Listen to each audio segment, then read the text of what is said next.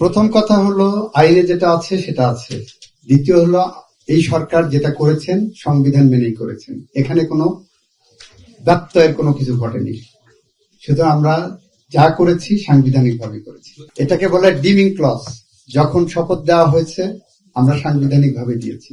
আমরা মনে করি প্রত্যেকটা মানুষের লিগাল এইড অধিকার, রাইট টু বি ডিফেন্ডেড যেটাকে আমরা বলি, এটা তার একটা মানবিক অধিকার, মানবাধিকার এবং মৌলিক অধিকার দুটোই।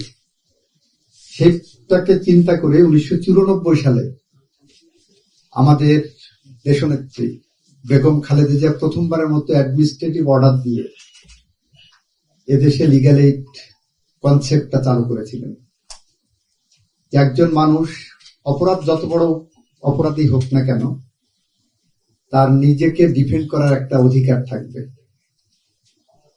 এবং তার যদি লয়ার না দিতে পারে, টাকা পয়সা না দিতে পারে, সেই ক্ষেত্রে রাষ্ট্র তার পক্ষে দাঁড়াবে, টাকা পয়সা দিয়ে। আইন আইনের মতো চলবে, আদালত আদালতের মতো দেখবেন। সেই কনসেপ্টটাই পরবর্তীতে লিগ্যাল এইড ফরম্যাটে আসে। আমরা নতুন করে লিগ্যাল এইড অ্যাক্ট হিসাবে 2026 সালে এটা নিয়ে এসেছি, এবং এখানে লিগ্যাল এইড অ্যাক্টের আন্ডারে আমাদের নতুন অধিদপ্তর গঠিত হয়েছে। ওই সমস্ত প্রান্তিক জনগোষ্ঠী যাদের নিজেদেরকে ভালনারেবল মনে না করেন, নিজেদেরকে অসহায় মনে না করেন, যাতে তারা মনে করেন যে আমাদের পাশে রাষ্ট্র আছে, আমাকে একজন ভিকটিম করলো, আমি আইনজীবী দিতে পারছি না, রাষ্ট্র অর্থ খরচ করে তার পাশে থাকবে। এইটা লিগ্যাল এইড টিমের অন্যতম লক্ষ্য। আপনার পত্রপত্রিকায় দেখেছেন বাগেরহাটে একটা গুমের ঘটনার অভিযোগ এসেছে কোস্টগার্ডের বিরুদ্ধে। সেটা ইন্ডিপেন্ডেন্টলি তদন্ত হবে। ওই ঘটনাকে কেন্দ্র করে ভিকটিম ফ্যামিলিগুলো যে ওখানে সরকারি স্থাপনায় হামলা করেছে, তার জন্য মামলা হয়েছিল, সেটাও ইন্ডিপেন্ডেন্টলি চলবে। সেই মামলায় 12 জন সম্ভবত আসামি ছিলেন, তাদের আইনজীবী দেওয়ার ক্ষমতা ছিল না।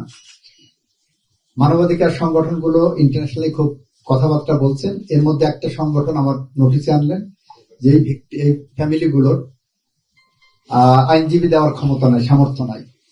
সাথে সাথে আমাদের লিগ্যাল এইড ডিজিকে বলার পর 24 ঘন্টার মধ্যে তাদেরকে আইনজীবী দিয়ে তাদের জামিনের ব্যবস্থা আমরা করেছি। আমরা এটাকে দুইটা ভাবে দেখছি। একটা হলো গুমের যে ঘটনা, সেটা ইন্ডিপেন্ডেন্টলি যাবে।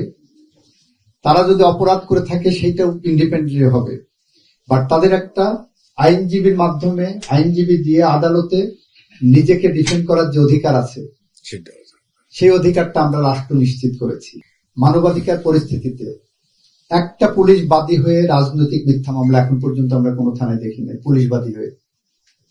এখানে গুমের সংস্কৃতি বন্ধ করা হয়েছে, ক্রস ফায়ারের সংস্কৃতি বন্ধ করা হয়েছে, পলিটিক্যাল পারসিকিউশনের সংস্কৃতি বন্ধ করা হয়েছে।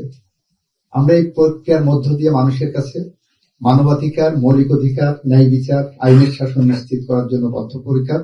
মাননীয় প্রধানমন্ত্রীর অনুশাসনের প্রেক্ষিতে আমরা এই স্বপ্নের পথ ধরে হেঁটে যাচ্ছি।